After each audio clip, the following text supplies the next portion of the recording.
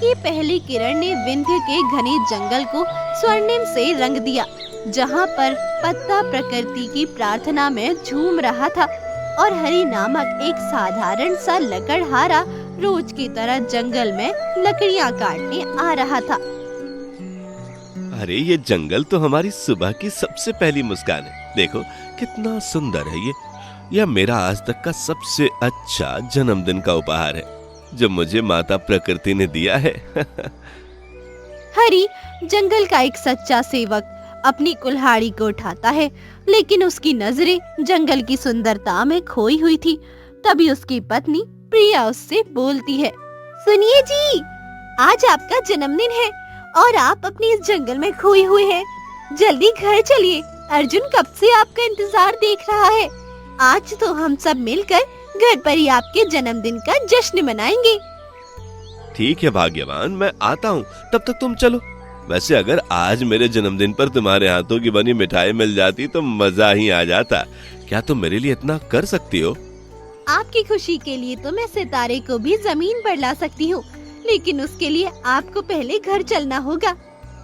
ठीक है दोस्त, आज एक खास दिन है क्योंकि आज मेरा जन्मदिन है, इसलिए मुझे जाना पड़ रहा है। उम्मीद है अपना इस्तेमाल न किए जाने से तुम निराश नहीं हुए होगे। हरि उत्साह से भरा हुआ अपने घर पहुंचता है, जहां उसकी पत्नी प्रिया और बेटे अर्जुन ने सारा घर सुंदर सुंदर फूल पत्तियों से सजाया होता है। देखिए जी, हमारे छोटे राजकुमार को उन्होंने आपके लिए कुछ बनाया है। पिताजी देखिए मैंने आपके लिए क्या बनाया है। ये आप ही हैं मेरी दुनिया के सबसे अच्छे पिताजी जो हमेशा जंगल की रखवाली करते रहते हैं। अरे ये तो मेरी प्रतिमा है। अर्जुन बेटा, मैं पूरे विश्वास के साथ कह सकता हूँ कि तुम भविष्य में एक महान कलाकार बनोगे। मेरी प्रकृति माँ के बाद मेरे जन्मदिन पर यह तोहफा सबसे बड़ा है। इधर हरि जहां अपने परिवार के साथ जन्मदिन के जश्न में डूबा हुआ था, वहीं दूसरी तरफ राज्य का मंत्री कालीन चंद दुश्मन देश के राक्षस राजा रावण के साथ एक अलग ही खिचड़ी पका रहा था। राक्षस राज, आज से ये जंगल तुम्हारा है। मैंने महाराज को बेवकूफ बनाकर बड़ी चतुराई से इस जमीन के कागजात पर दस्तखत करवा लिए हैं। बहुत खूब कालीचंद, अगर तुम्हारे जैसे देशद्रोह या मेरा मतलब बुद्धिमान मंत्री अन्य राज्यों में भी होते तो आज मैं सारी दुनिया जीत चुका होता। ठीक है, तुम जल्दी ही अपने राक्षस सेना को इस जंगल में शरण लेने को कहो और इस अमावस्या की रात को राजा कुर्मा सिंह पर आक्रमण कर मुझे इस राज्य का राजा घोषित करो। सत्ता से दूरी मुझसे अब और बर्दाश्त नहीं होती। तुम चिंता मत करो कालीन चंद, जैसा कि सौदे के वक्त मैंने वादा किया था, तुम्हारी हर चाहत को पूरा किया जाएगा और तुम्हें सत्ता, धन और जो कुछ भी तुम चाहो वो सब मिलेगा। बस एक बार ये जंगल मुझे अच्छी तरह से हथिया लेने दो। इस सौदे ने जंगल के अदृश्य शक्तियों को हिला दिया और वह अचानक से सूख कर पीला पड़ने लगा। वहीं दूसरी ओर हरि अब भी जश्न में डूबा हुआ था। सुनो भाग्यवान, मुझे कुछ अजीब सा लग रहा है। वो देखो, हमारे सुंदर जंगल का रंग अचानक से फीका हो रहा है। तभी प्रिया की नजर जंगल की तरफ पड़ती है, जहां पर पेड़ पौधे सूख गए थे और फूल पत्तियां सूखने लगी थी। कहीं ये सब हमारा भ्रम तो नहीं? शायद हमारी थकान की वजह से, या फिर सच में कोई अनहोनी होने वाली हो। प्रिया, मेरी थकान को जंगल की थकान मत समझना, लेकिन हाँ, मुझे लगता है कुछ तो है जो हमें दिखाई नहीं दे रहा। तभी अचानक से अर्जुन जमीन पर गिर पड़ा और उसकी आवाज ने हरि और प्रिया की चिंता की और बढ़ा दिया। माँ, मुझे बुखार है। अर्जुन, तुझे अचानक से क्या हुआ बेटा? माँ, मुझे लग रहा है जैसे कोई मुझे घेर रहा है। मेरे शरीर में ऐसी ठंड महसूस हो रही है जैसे किसी ने श्राप दिया है। अरे, इसे तो बहुत तेज बुखार है, हमें जल्दी से कुछ करना होगा। घबराओ मत भाग्यवान, मैं अभी जंगल से कुछ जड़ी बूटी लेकर आता हूँ। हरि दौड़ते हुए जंगल की तरफ जाता है, जहाँ वो देखता है कि सारे जंगल में आग लगी हुई है और सभी पशु पक्षी एक एक करके मर रहे हैं। ये सब क्या हो रहा है? मेरा जंगल, मेरी आश्रय स्थली सब सब तबाह हो रही है। कौन है जो मेरी खुशियां छीन रहा है? कौन है जिसने मेरे जंगल को मार डाला है? हरी जंगल में चारों ओर औषधि की तलाश में भटकता रहता है, लेकिन हर औषधि जलकर राख हो चुकी थी और वो खाली हाथ अपने घर लौट आता है, जहां वो देखता है कि प्रिया भी जमीन पर गिरी हुई है और उसके मुंह से खून टपक रहा है। अब तुम्हें क्या हुआ भाग्यवान? पता नहीं जी, लगता है मैंने और अर्जुन ने आज आपको वन की रखवाली नहीं करने दी और घर बुला लिया, इसलिए हम दोनों को वन देवता का शाप लगा है। क्या वास्तव में यही है? इसका रहस्य जानने के लिए मुझे आचार्य वृक्षानंद के पास जाना होगा। भाग्यवान अब वही मेरे सवालों का जवाब दे सकते हैं। जाइए जी, लेकिन जल्दी लौट आइएगा, ना जाने कब हम दोनों ईश्वर को प्यारे हो जाएं। शुभ शुभ बोलो भाग्यवान, मैं वापस आऊंगा और हमारा जंगल, हमारा जीवन, हमारी खुशियां सब वापस लाऊंगा, या मैं तुम्हें वचन देता हूँ। हरि विंध्य जंगल के पहाड़ों की ओर बढ़ा, जहाँ आचार्य वृक्षानंद की ज्ञान भूमि थी, उसकी आशा की किरण जो तपस्या में लीन थे। आचार्य जी, मेरी प्रिया को एक श्राप ने घेर लिया है और मेरा बेटा अर्जुन बीमार है। मेरा जंगल मर रहा है। मेरे जीवन के तीनों महत्वपूर्ण अंग मुझसे दूर जा रहे हैं। कृपया मुझे बताइए कि अब मैं क्या करूं? एक आपका ही सहारा है गुरुवर। हरि, जीवन का सत्य ही इसका सबसे बड़ा रहस्य है। तुम्हारा परीक्षण शुरू हो चुका है। तुम्हें ज्ञान की दृष्टि पानी होगी। आचार्य जी, मैं तो एक साधारण सा लकड़हारा हूं। ज्ञान क्या जानूं? ज्ञान की शुरुआत होती है अपने आप को जानने से। ये जल पियो, ये तुम्हें वह दृष्टि देगा जो सत्य का आवरण हटा देगी। आचार्य वृक्षानंद ने हरि को एक विशेष जल दिया, जिसे पीकर उसकी आंखों से एक दिव्य रोशनी निकली और उसे रावण और कालीन चंद की तस्वीर अपने सामने दिखने लगी। आचार्य जी, मुझे दिखाई दे रहा है कालीन चंद और एक भयानक आकृति, वो दोनों हमारे जंगल को बेच रहे हैं और राजा की मर्जी के बगैर चुपके से हमारी प्रकृति माँ का सौदा कर रहे हैं। अब मुझे पता चला मेरी माँ मुझसे इतनी रुष्ट क्यों है। हाँ हरि, कालीन चंद का धोखा ही तुम्हारी पीड़ा का कारण है। अब तुम्हें ही इसकी सच्चाई को दुनिया के सामने लाना होगा, तभी तुम्हारा परिवार प्रकृति के श्राप से मुक्त हो पाएगा। लेकिन आचार्य जी, कालीन चंद को कैसे सामने लाऊं? वह तो राजा का सबसे विश्वास पात्र मंत्री है। सत्य की ताकत हरि, सत्य की ताकत, सत्य की ताकत सबसे बड़ी होती है, जो देवदार के वृक्ष की तरह पत्थर को चीरकर दुनिया के सामने प्रकट होती है। तुम्हें राजा के सामने देवदार की तरह उस धूर्त मंत्री की सच्चाई उजागर करनी होगी। वहीं दूसरी तरफ प्रिया ने अपने बेटे अर्जुन के खातिर श्राप से निपटने का निर्णय लिया और जैसे तैसे आग लगे हुए जंगल के बीच जाकर करुण स्वर में बोली, हे जंगल के रक्षक, वन देवता, मुझे मेरे परिवार के लिए शक्ति दो। मैं अपने श्राप को तोड़ना चाहती हूँ। कृपया मुझे मार्गदर्शन दो। तभी सारे जंगल से एक विचित्र आवाज गूंजी, सुनो बेटी, तुम्हें ये श्राप इसलिए दिया गया क्योंकि दो धूर्त व्यक्तियों ने मेरा सौदा कर दिया और तुम कुछ ना कर सकी। यह बात हमेशा याद रखो कि जिस तरह से प्रकृति का दायित्व है मनुष्यों की रक्षा करना, उसी तरह मनुष्यों का भी दायित्व है कि वह तन मन धन से प्रकृति की रक्षा करे और उन पर कुदृष्टि डालने वालों को मार डाले। मुझे माफ कर दीजिए वन देवता, मैं अपने स्वार्थ में अंधी हो गई थी और अपने प्रकृति प्रेमी पतिदेव को, जो आपकी बहुत हिफाजत करते हैं, उन्हें आपसे दूर करना चाहती थी। इसीलिए मैंने उनको अपना जन्मदिन भी आपके साए तले न मनाकर अपने घर पर मनाने को कहा। प्रिया की प्रार्थना से प्रसन्न हो वन देवताओं ने उसे श्राप से मुक्त होने का एक रास्ता बताया, जिसे सुनकर प्रिया बहुत प्रसन्न हुई। तो मुझे पवित्र नदी के पानी से नहाना है और फिर एक विशेष मंत्र का जाप करना है। ठीक है, मैं इसके लिए भी तैयार हूँ।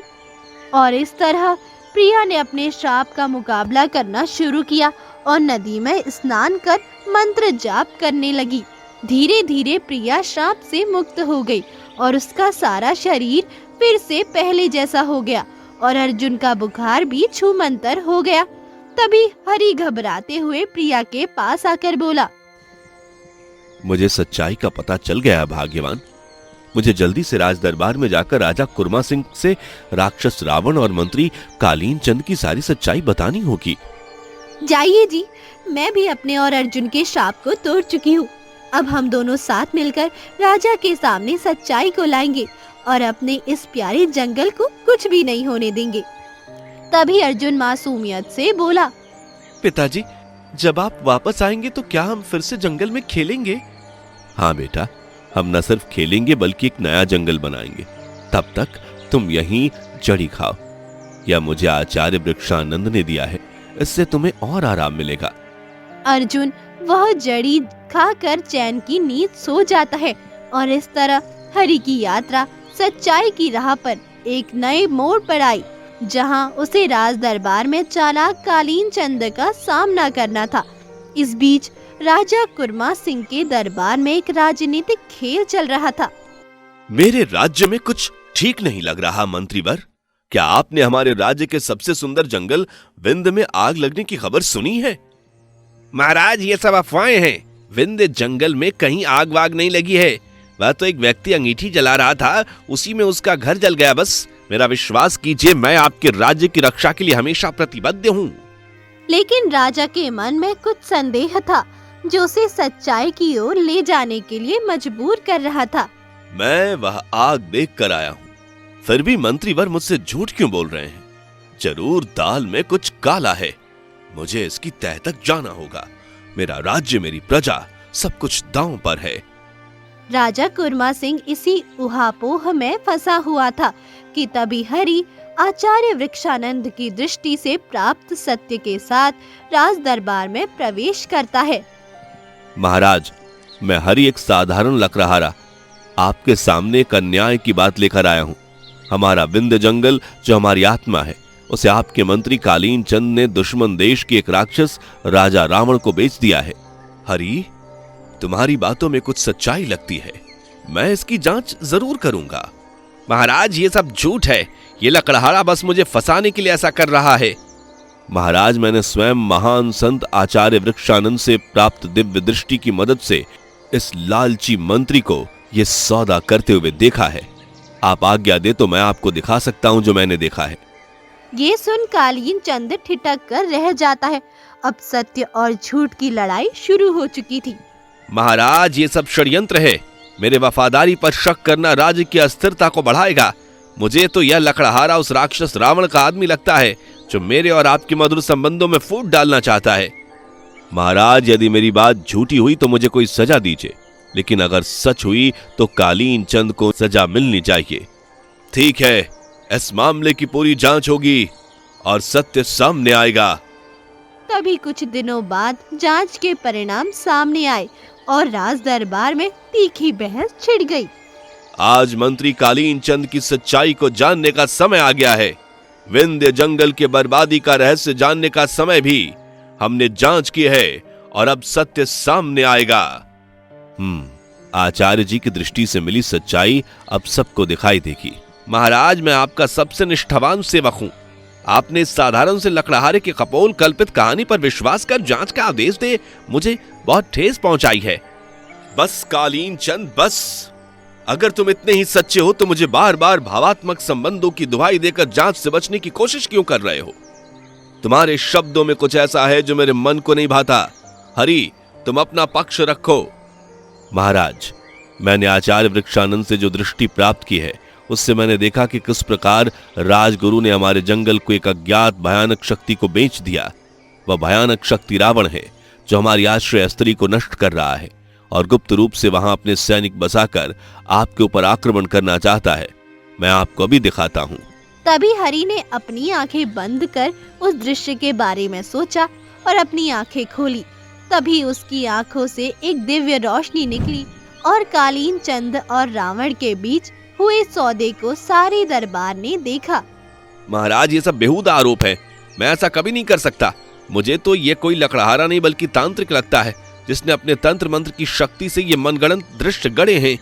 चुप करो कालीन चंद, प्रत्यक्ष को प्रमाण की आवश्यकता नहीं। मेरी जांच ने भी स्पष्ट किया है कि हरि की बात सच है। कालीन चंद, तुमने हमारे राज्य के साथ विश्वासघात किया है। इसकी सजा तुम्हें जरूर मिलेगी। तुम्हें मंत्री पद से बर्खास्त कर फांसी की सजा सुनाई जाती है। महाराज, अब हमें जल्दी ही चलकर अपने प्यारे विंध्य जंगल को बचाना होगा।